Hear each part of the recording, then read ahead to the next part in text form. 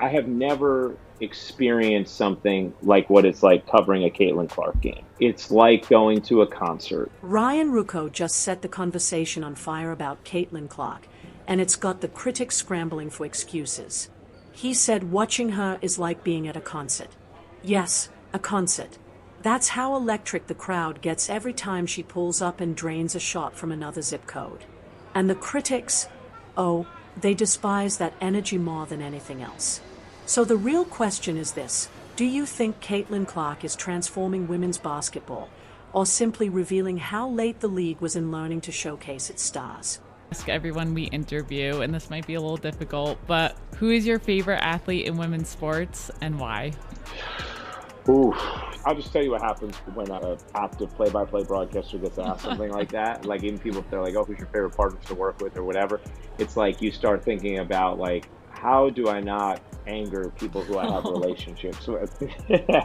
So the way I will answer it is this. I have never experienced something like what it's like covering a Caitlin. Let's get right to the part that's driving people absolutely wild.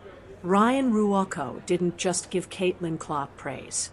He flat out said covering her games is nothing like covering anyone else. This is an ESPN voice, a guy who's been in sports for years, and he knows exactly what big-time energy feels like. So when he compared Clark's games to a concert, you could practically see the haters forcing those fake smiles.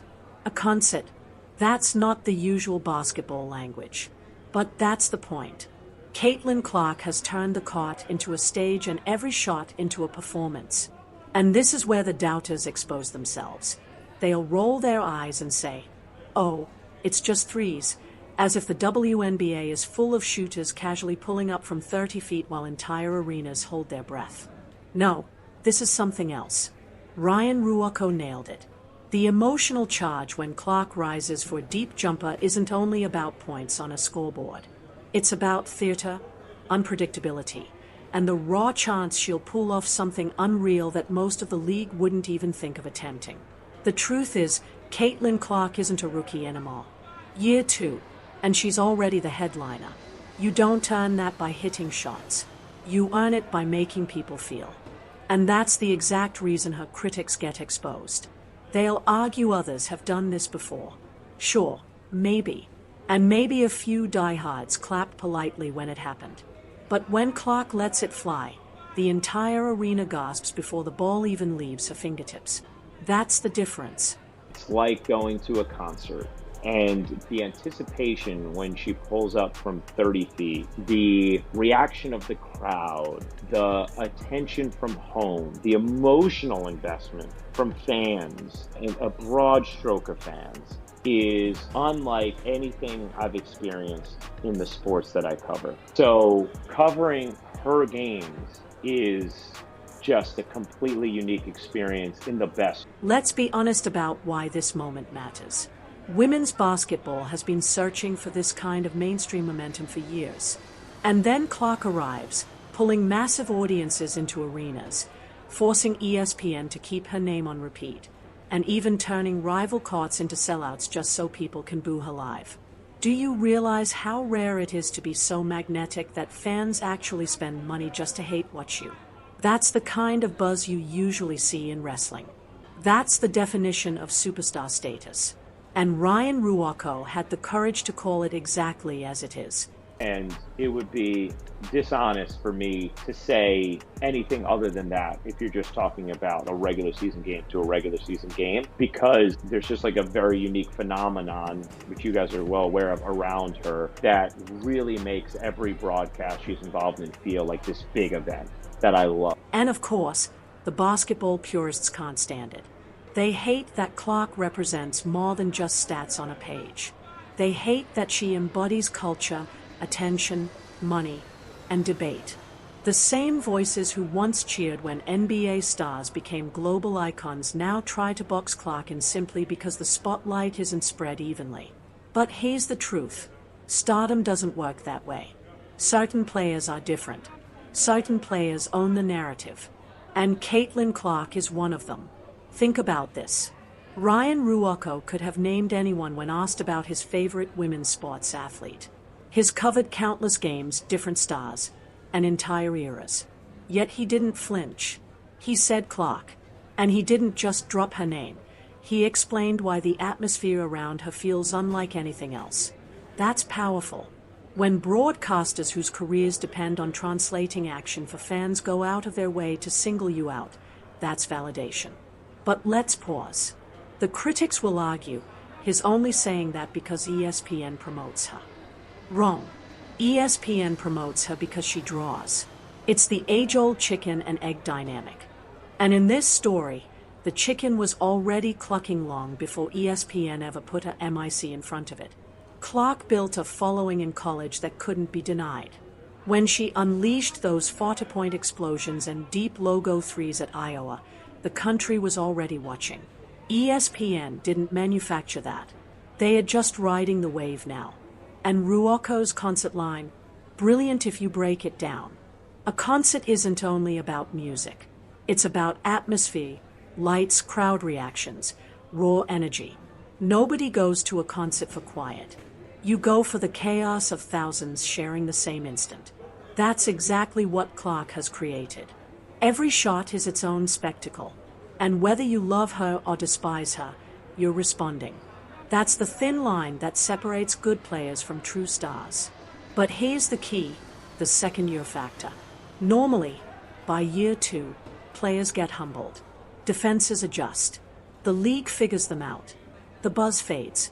Caitlin Clark clearly didn't get that message. She's still the headline, still the story, still the one broadcasters bring up in offhand conversations. That doesn't just happen. It happens because she keeps fueling the hype, keeps leveling up her game, and keeps proving this run is no temporary spark. And let's be real, part of why critics are boiling is because Ryan Ruocco was right. And deep down, they know it. They can't dismiss the crowds, the ratings, or the money. They can't deny how Clark's name lights up social media almost every time she plays. So, what's left? They nitpick. They harp on turnovers. They point at defense. They grab onto anything that doesn't fit the superstar script. Meanwhile, ESPN and the fans keep nodding along with Ruocco, saying, yeah, she's different. And sure, you can point to other big names in the league. You can mention Breanna Stewart, AJA Wilson, or Sabrina Ionescu. All incredible players, yet none have stirred up this exact mix of hype, controversy, and raw electricity. And you need all three to break into the mainstream. Clark has critics writing essays about her every week. Clark has rivals tossing shade in post-game presses. Clark has fans planning road trips just to see her live. That's bigger than basketball. One of Ruocco's lines hinted at something deeper, emotional investment. That's what haters can't stand, because if you care that much about someone's shot, it means you're hooked on their story. And Clark's story, a player hyped from college who actually delivered. That's the rarest thing in sports. Usually the hype fades. With Clark, it doubled. We've seen this before in the men's game, Steph Curry flipping basketball upside down with threes from no man's land. Everyone lost it because the game suddenly looked different. Clark's doing her own version in the WNBA. And instead of celebrating, some people pretend it's no big deal. Come on, when an announcer compares you to a concert, that's massive. And here's the irony. The same voices yelling overhyped can't stop watching her clips. They claim to hate her, but they spread the highlights anyway. They insist they are sick of the talk, but never shut up about her. The haters, they are her loudest promoters. And Ruocco just gave them more fuel. Which brings us to the part that really makes people uncomfortable, the ripple effect Clark is creating, and why Ruocco putting it into words hit such a nerve. Because the WNBA has long craved that crossover star. Not just someone who fills their home gym, but someone who makes every arena the place to be. Clark is that. And Ruocco saying it right there in front of Rebecca Lobo and the rest of the panel was basically confirmation of what fans already felt. She's the show. Now, that doesn't mean every player is thrilled about her spotlight. You can sense the side-eye in certain interviews, the sly little jabs in post-game presses. And honestly, that's expected. When one player draws more attention than the rest, egos naturally flare. But here's the twist. Without Clark pulling record crowds, those same players wouldn't be landing the primetime slots either. She's hauling the whole league forward, yet some still act like she's holding them back. And that's where Ruocco's words cut deepest. He isn't just hyping Clark's skill set. He's pointing to her impact, her power to change the vibe of the sport, the way it's covered, the way fans live it. That's a rare kind of praise, because it can't be faked. You can't coach someone into making an arena feel like a concert. It either exists or it doesn't. And with Clark, that magic happens every single night. Think about it. Every time she steps on the floor, the entire atmosphere shifts. The buzz starts before tip-off. Fans rock shirts with her name, even in enemy arenas. Cameras track her every move, even when she's just tying a shoe. That's celebrity in its rawest form. And for women's sports, long starved for mainstream shine, this feels like a breakthrough.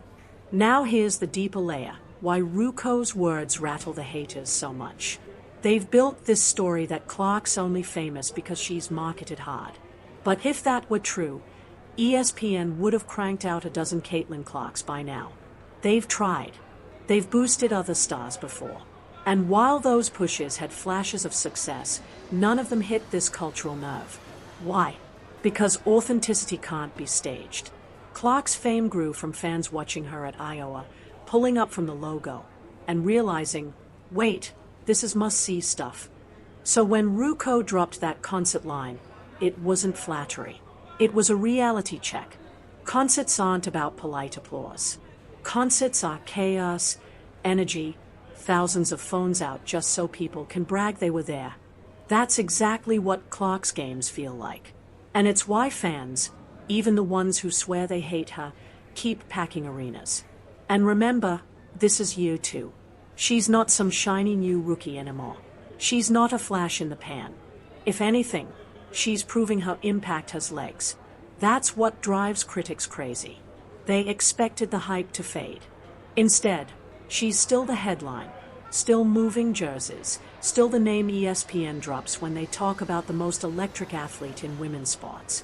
Part of the backlash is jealousy, because she's shifting the economics of the game. Ticket prices spike when she comes to town. Opponents suddenly play in front of sold-out crowds when she shows up. That changes the league's bottom line.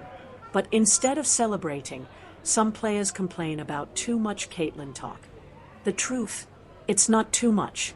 It's just more than they've ever seen, and that makes them uneasy.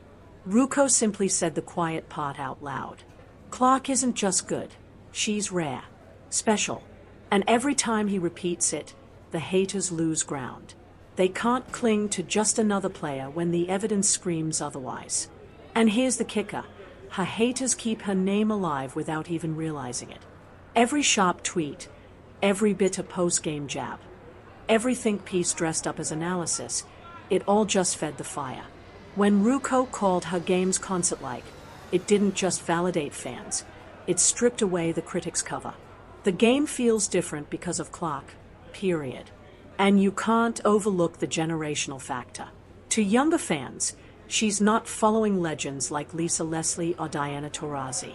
Their first taste of women's basketball was Clark lighting up college for 40, then walking into the pros with the same spark. To them, she is the WNBA. That sense of generational ownership is no small thing. It builds loyalty and sustains momentum long after the buzz should fade. But the bigger picture, Clark's impact doesn't stop at basketball. She's shifting how networks and sponsors approach women's sports altogether. More airtime, more investment, more mainstream debates. That's why Ruocco's words landed like a hammer. They prove this isn't hype, it's a cultural shift. And shifts always rattle people, especially those who thought they controlled the story. Cue the sarcasm. The same voices yelling overrated are the ones who suddenly cry foul when ESPN shows a highlight reel without their favorite star. To them, it's bias. But no, it's simply that Caitlin Clark moves the needle more. Don't like it? Then move it yourself. That's the sticking point. Most can't. And when Ruocco compared her games to concerts, it only rubbed salt in the wound. Here's the twist though. Clark isn't flawless. She stumbles. She has tough nights. She's still evolving. Yet even then, people lean in. That's the exact power Ruocco meant. Crowds care whether she soars or falls. That's what stardom looks like. Nobody buys a ticket hoping to see a role player quietly notch 12 points. They come for the spectacle, and Clark delivers it. So, when Ruocco calls her special, it's not just about skill. It's about relevance. It's about an athlete turning every contest into a happening. And that's what drives critics mad. Because no critique erases the fact she's the headline.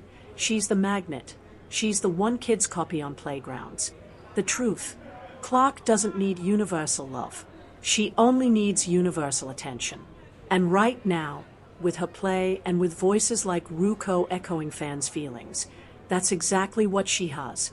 Ruocco said what others whispered. Caitlin Clark is more than a player. She's an event.